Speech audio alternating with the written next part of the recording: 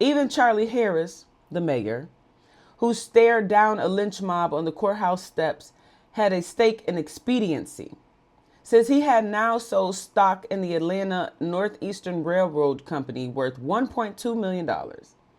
After a month during which the Atlanta papers were filled with stories of rape, murder, lynchings, and arson in Forsyth, Harris and his partner, J.P. Brooke, lead prosecutor in the trials, were eager to show investors, potential clients, and government regulators that the foothills were no longer the outlaw territory of old, but a quiet, profitable place in which to do business.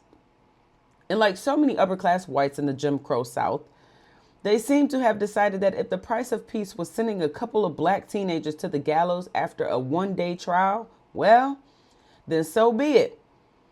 As the trial resumed and proceeded at a record pace, it must have become clear to the prisoners that these elegantly dressed white men were no less dangerous than the crackers and mountaineers out on the square, and no less intent in their way on fastening a noose before sundown. Now, it's interesting because we see time and time again where black bodies, right, are just disregarded, right?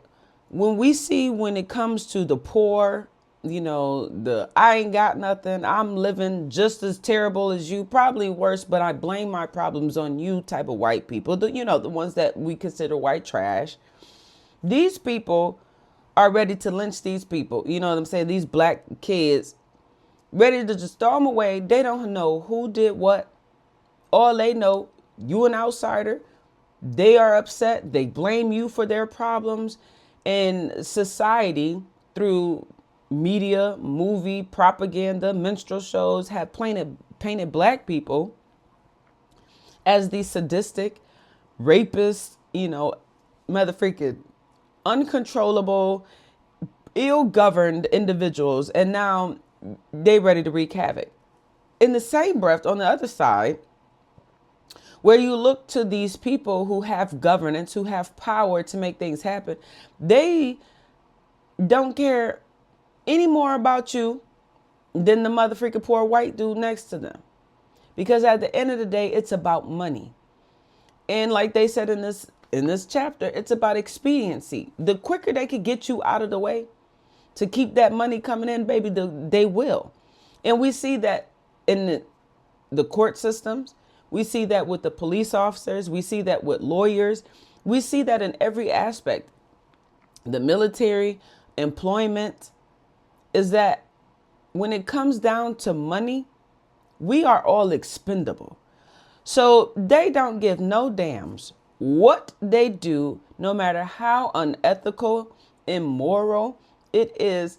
The deed will be done because the main goal, the main priority is getting rich, is to maintain wealth. And they can't maintain wealth with a holdup because you got a lynch mob ready to kill some black people.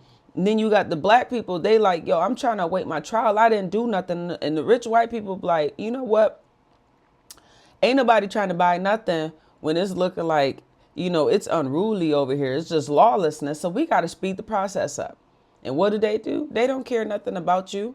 Although we have the right to a speedy trial, speedy trials only become utilized when it's beneficial to the party that the harm of this incarceration would not inflict upon. And that's the problem.